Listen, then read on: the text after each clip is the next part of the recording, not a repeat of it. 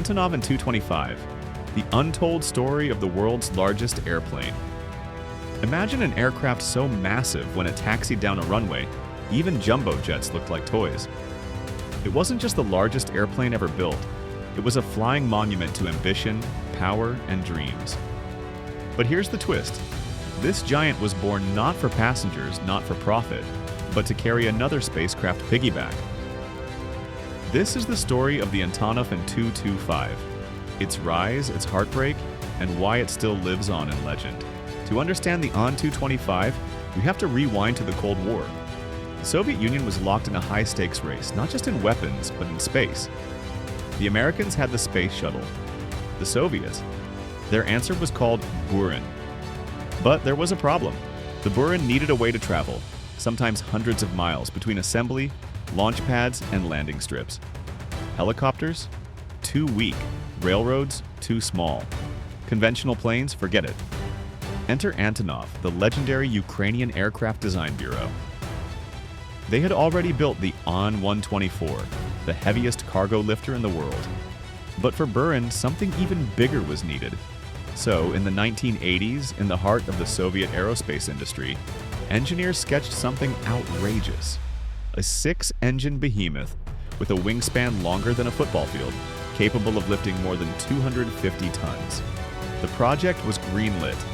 The An-225-Mriya was born. Mriya means dream in Ukrainian, the rise.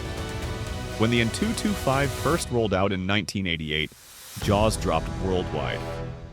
This wasn't just a plane, this was a statement.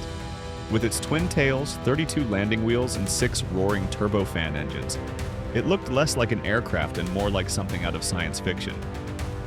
And then came the records. Heaviest payload ever lifted. Check. Longest wingspan of any operational aircraft. Check. Transporting cargo nobody else could dream of moving. Check. It wasn't just about hauling space shuttles.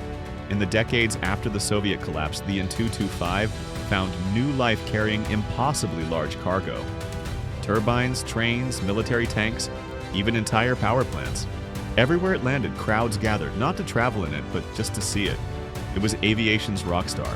The fall and twist. But here's the cruel twist. The Soviet Union collapsed in 1991. Funding dried up. The Buran shuttle was canceled.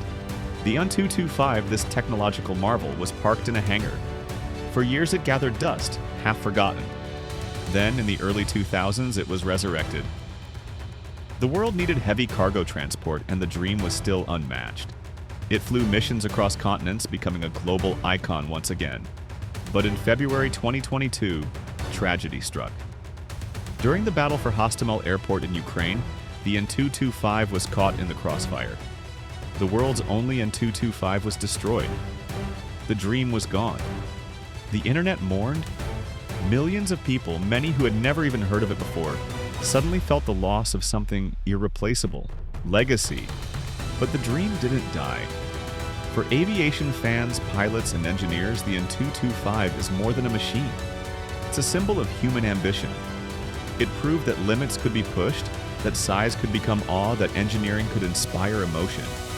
And here's the haunting part. Blueprints for a second.